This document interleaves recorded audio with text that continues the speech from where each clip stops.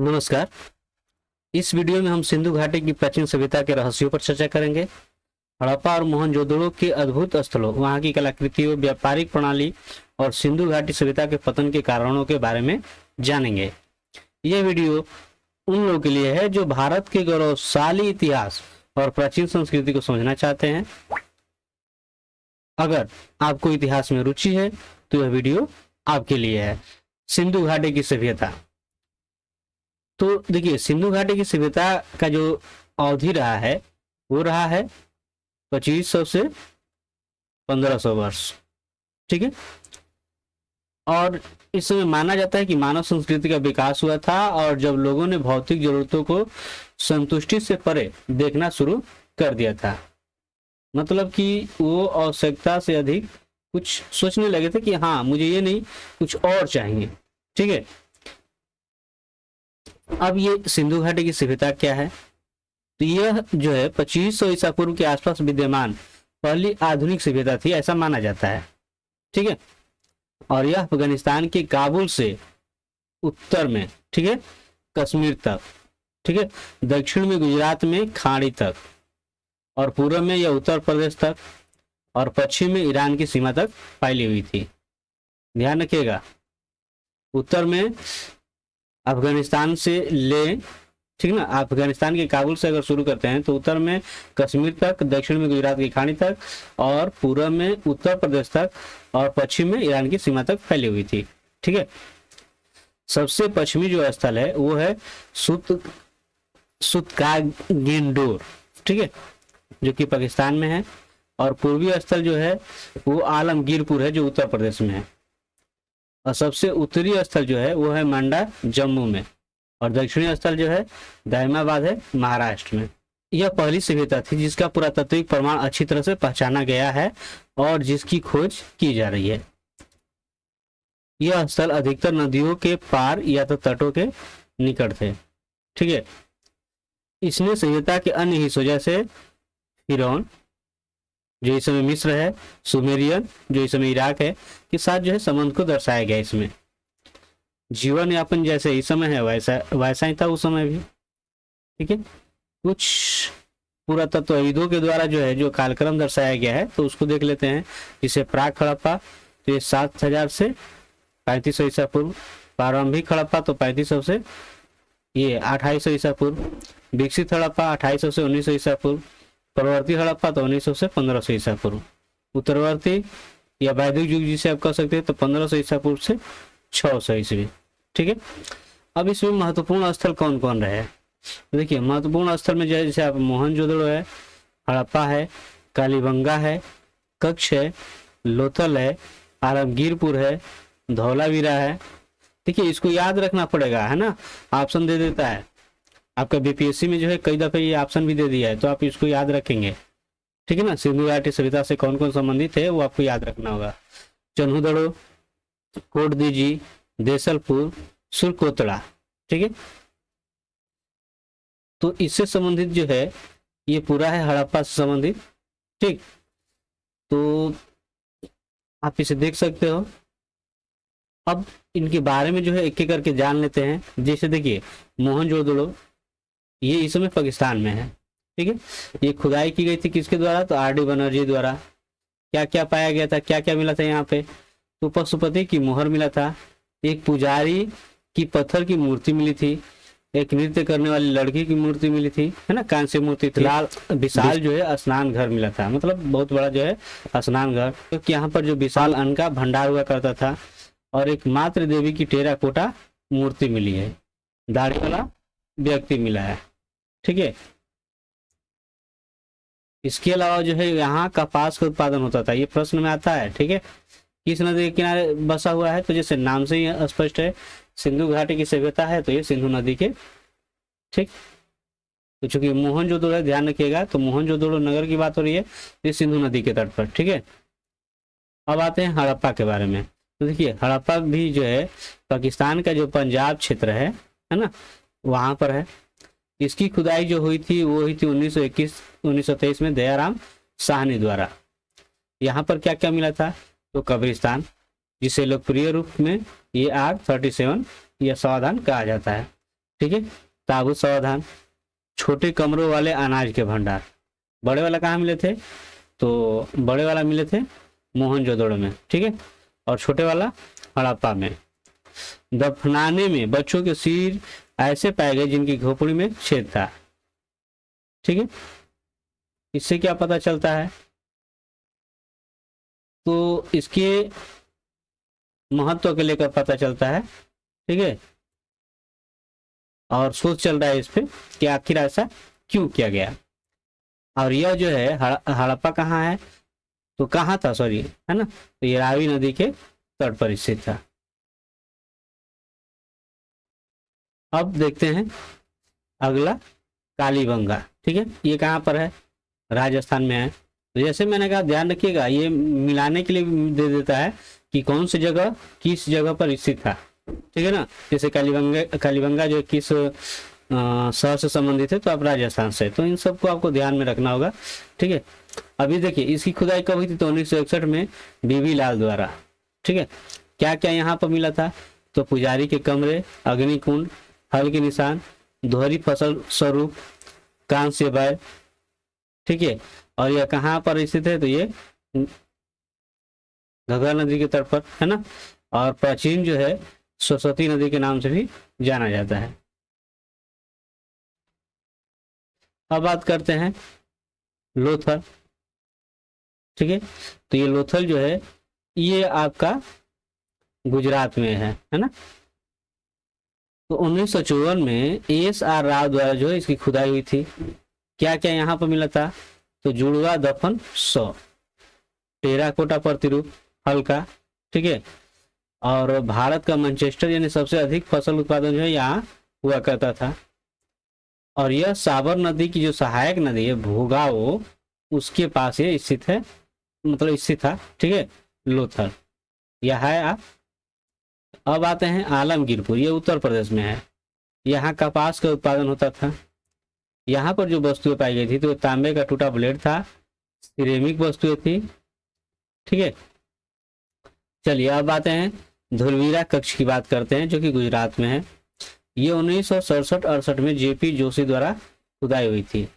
यहाँ पर घोड़े के जबड़े मिले हैं। घरों और अनाज भंडारों के लिए पत्थर की इमारतें थी। यह लूनी नदी की सहायक नदी मनहर नदी के तट पर स्थित है। और 27 जुलाई 1921 को यूनेस्को द्वारा जो है घोषित भारत की 40वीं विश्व धरोहर है, ठीक है। चन्हुदड़ो जो कि पाकिस्तान में है, ये NG मजमूदार ने 1931 में इसकी खुदाई की थी। यह सिंधु नदी के किनारे है।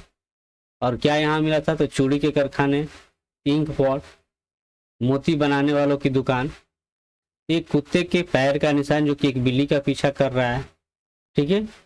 और यह एकमात्र ऐसा शहर है जिसमें कोई दुर्ग नहीं है। चलिए अब बात करते हैं राखीगढ़ी, तो ये हरियाणा में स्थित है, ठीक है।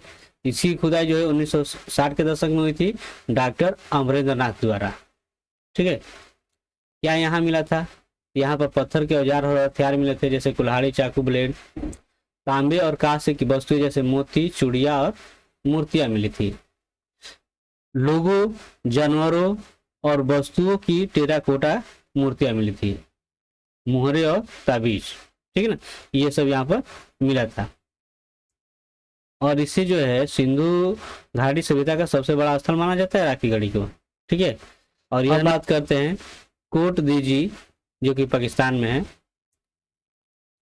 ना। यहाँ माँ देवी की मूर्ति मिली थी और एक बैल की मूर्ति, ठीक है।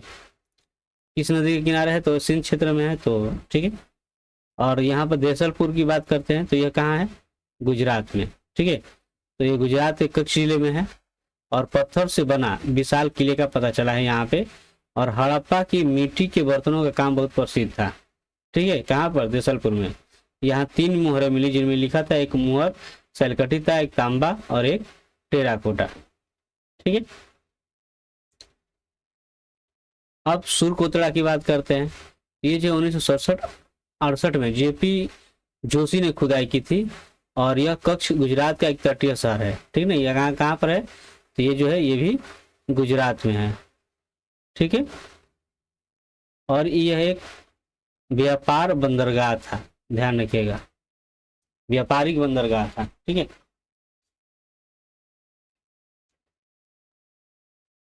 चलिए यहाँ की सड़कों की अगर बात करें तो सड़कें जो है आयताकार ग्रिड पैटर्न योजना में थी और समकोण पर काटती थी। ठीक है, और बड़ी ग्रिड सड़कों की छोटी छोटी सड़कों में जो है बांटा गया था और ये छोटी छोटी नालियों से जुड़ी होती थी।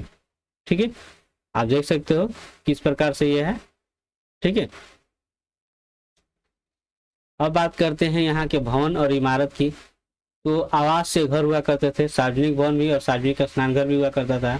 निर्माण के लिए आग में पकी हुई मिट्टी की ईंटों का प्रयोग किया जाता था। ठीक है, आप देख सकते हो इसमें। ठीक, और ऊपर उठाए गए दुर्ग और निचले भाग को क्रमशः पश्चिम से पूर्व की ओर विभाजित किया गया था। ठीक है, इसमें अनाज भंडार, प्रशासनिक भवन जो ऊपर उठा हुआ था तो उसमें आंगन और स्तंभों से बने हॉल शामिल हुए करते थे। ठीक है, और जो निचला हिस्सा होता था ये सब ये श्रमिकों के लिए हुआ करता था। ठीक है, श्रमिकों के लिए खास तौर पर वो जो कि नीचे होता था। अब बात करते हैं जल निकासी प्रणाली की। तो प्रत्येक घर के छोटे छोटे नाले मुख्य सड़कों के साथ बहने वाले बड़े नालों से जुड़े हुए थे। ठीक है ना, जो इस समय है ठीक वैसे ही।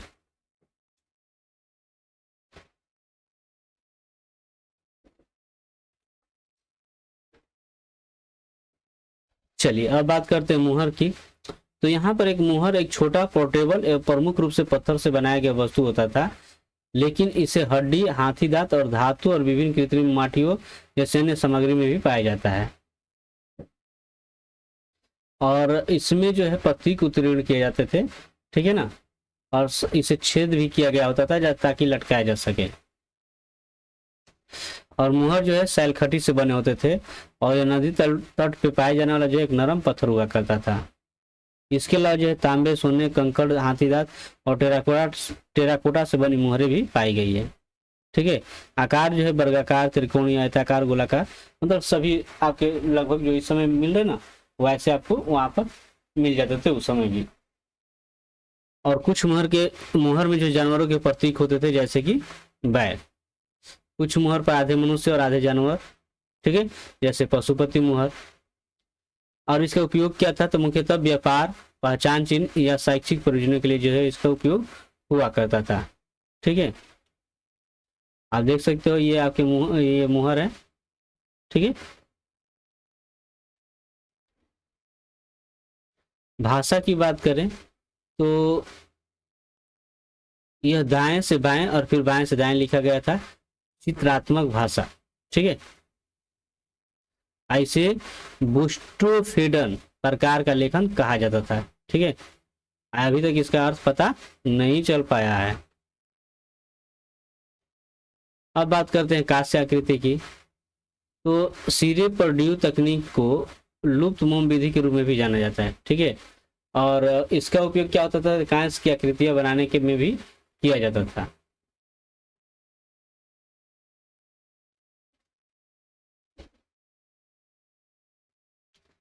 अब देखिए इसमें क्या किया जाता था कि पहले मान लीजिए एक मोम का धातु का अगर पुतला बना दिया गया और उसमें जो है छेद करके जो है कांस्य गलाकर उसमें डाल दिया जाता था तरल करके। ठीक है, अब जैसे नृत्य करने वाली लड़की की अगर बात करें, जैसे त्रिभंगा मुद्रा है ना, आप नीचे यहाँ पर चित्र में देख पाओगे। ठीक है, ये ठीक है, चलिए आगे अब बात करते हैं टेराकोटा की। तो मूर्ति कला बनाने के लिए आग में पके मिट्टी का प्रयोग होता था।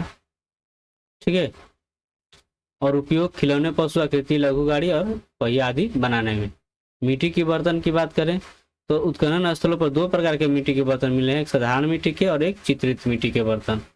ठीक है, और चित्रित मिट्टी के बर्तन को लाल और काली मिट्टी के बर्तन भी कहा जाता था, जिसमें पृष्ठभूमि में लाल रंग का उपयोग किया जाता था और उस पर डिजाइन और आकृति बनाने के लिए काले रंग का उपयोग किया जाता था। इसके अलावा पेड़, पक्षी, जानवरों की आकृति और ज्यामितीय स्वरूप भी मिले हैं, आप चित्र में देख पा रहे हो। और ये सभी पहियों से बनी सजावटी बर्तन थे। ठीक है, और घरेलू प्रयोजनों, सजावटी प्रयोजनों और तरल डालने के लिए भी इसका उपयोग किया जाता था। आप देख पा रहे हो चित्र में। पत्थर की आकृतियों की बात करें तो उस समय कारीगरी का कौशल जो है बहुत चरम सीमा पर था। ठीक है, जैसे आप इसमें देख सकते हो, ये इस पुजारी की है ना, दाढ़ी वाला। तो ये आप देख पा रहे हो कि इसमें जो है आपका, है ना, आंख बंद किया हुआ आप देख रहे हो, इस साल पर उड़ा हुआ है। कितनी कारीगरी बढ़िया से की गई है आप। और ये देखिए, ये पशुपति मोहर था। ठीक, और देखिए ये बड़ा सा स्नान घर हुआ करता था। और ये रहा उस समय का अग्निकुंड। ठीक है, ये दफन प्रणाली था। आजीविका की बात करें तो कैसे रहते थे, उनकी जीवन शैली क्या थी, तो देखिए खाने की अगर आदत की बात करें, मतलब वो क्या खाते थे, तो गेहूं और जौ जैसी फसलों का उपयोग करते थे। फल में जो है अनार और केले। गैर जो शाकाहारी थे, मतलब जो मांसाहारी थे, वो मांस और मछली खाया करते थे। अगर पोषक और आभूषण की बात करें तो ज्यादातर उनके जो कपड़े थे वो ऊनी थे और कपास से बने होते थे। स्त्रियां जो है छोटी स्कर्ट पहनती थी। पुरुष जो अपने चारों एक लंबा कपड़ा पहनते थे। ठीक है ना। महिला जो है मणिकों, सोने और चांदी से बने कंगन और हार पहना करती थी। और पुरुष को ताबीज जो है पहनाया जाता था। ठीक है। मनोरंजन, तो बच्चे जो है छोटे छोटे मिट्टियों के गाड़ियों, गुड़िया, रेत और गोलिकाओं आदि से खेलते थे। और जानवरों की मूर्तियों को कठपुतलियों की तरह बनाया जा गया था। ठीक है। इसके अलावा जो है देखिए, बूढ़े लोग का जुआ खेलना, है ना, ये पसंद था उस समय। और ये आप देखिए पा रहे हो, व्यवसाय में था जो है वस्त्र की बुनाई करना। ठीक है ना। और पर्शियन खाड़ी और सुमेरियंस के साथ जो है इनका व्यापार हुआ करता था। और ये वही चीज है। व्यापार की बात करें तो देखिए, मोहनजोदड़ो के मुहर और छोटे वस्त्र इराक के स्थलों पर पाए गए हैं। ठीक है, मतलब कि यहाँ से वहां तक का व्यापार हुआ करता था। इसके अलावा जो है लोथल बंदरगाह पर वजन और माप के विभिन्न आकारों पाए गए थे और जो कि सटीक थे। अफगानिस्तान के साथ व्यापार के चिन्ह मिले हैं, जैसे देखिए नीले रत्न है और लाइफिस लाजूली। अब देखिए धर्म की बात करेंगे तो लोग जो है ईश्वर में विश्वास करते थे। एक छोटी सी पत्थर की मुहर पर माँ देवी की मिट्टी की मूर्ति और बैठे हुए पुरुष देवताओं की मूर्ति का शिलालेख है। ठीक है ना। जैसे अभी ऊपर चित्र में देखे थे पशुपति मुहर। इसके अलावा उनके पास पवित्र माना जाने वाला कुछ भी नहीं था। ठीक है। हड़प्पा का पतन कैसे हुआ, तो देखिए लगभग 1500 ईसा पूर्व में हड़प्पा सभ्यता के पतन की भविष्यवाणी की गई थी। और यह वही कालखंड था जिसे आर्यों का आगमन माना जाता है। तो इसके कई जो है पूर्वानुमान है। जैसे माना जाता है पहला कि सिंधु नदी में बहुत सारा, मतलब बाढ़ ज्यादा आ गया और उसमें कई शहर डूब गए। ठीक है। जैसा कि मोहनजोदाड़ो को जो फिल्म आप देखे हैं, जो देखे हैं, उसमें आपको दिखाया गया कि हड़प्पा की जलवायु में एक और विनाशकारी परिवर्तन पूर्व की ओर बढ़ रहे मानसूनी या हवाएं हो सकती है और जो भारी बारिश लाती है। ठीक है ना। तो ऐसा माना जाता है कि इसे भी जो है वो नष्ट हो गए होंगे। इसके अलावा जो है एक सिद्धांत ये भी सुझाव देता है कि ये खानाबदोश और इंडो यूरोपियन जनजाति जिसे आर्य कहते हैं, उन्होंने सिंधु घाटी सभ्यता पर आक्रमण किया और विजय प्राप्त की थी, जिससे कि वो नष्ट हो गए। ठीक है। तीसरा ये कि सरस्वती नदी का सूख जाना, जो कि 1900 ईसा पूर्व के आसपास शुरू हुआ था और ये जलवायु परिवर्तन का मुख्य कारण था, है ना, जिससे लंबे समय तक भारी सूखा पड़ा था। तो मतलब एक तो आप देखें कि बाढ़ के कारण, दूसरा कि आर्य आए, उन्होंने वहां पर आक्रमण किया, उनको खत्म कर दिया, और तीसरा ऐसा माना जाता है कि सूखा पड़ा। ठीक है। और जब सूखा पड़ेगा तो अकाल पड़ जाएगा। ठीक है। इसके अलावा जो है सूखा होने की स्थिति में जो देखिए महामारी फैल जाता है, तो उससे भी हो सकता हो कि उनकी आबादी समाप्त हो गई हो। ठीक है। या इसके अलावा ये भी हो सकता है कि जब ऐसी स्थिति हुआ हो तो वो जगह ही छोड़कर वहीं लोग गंगा नदी की तट की ओर निकल गए हों, या मतलब दूसरी जगह चले गए हों, अलग खेती अपना स्थापित कर लिए हों, तो ऐसी संभावनाएं व्यक्त की गई है, ठीक है, लेकिन अभी तक इसका कोई ठोस साक्ष्य या सबूत नहीं मिला है, ठीक है। तो ये रहा सिंधु घाटी सभ्यता से संबंधित कुछ महत्वपूर्ण बातें। अगर आप इसको ध्यान से सुने होंगे या देखे होंगे तो ये आपके परीक्षा के लिए भी जो है बहुत महत्वपूर्ण है, और इससे आसानी से आपके 2 से 3 नंबर तक आप प्राप्त कर पाएंगे, ठीक है। तो मिलते हैं नेक्स्ट वीडियो में, तब तक के लिए धन्यवाद।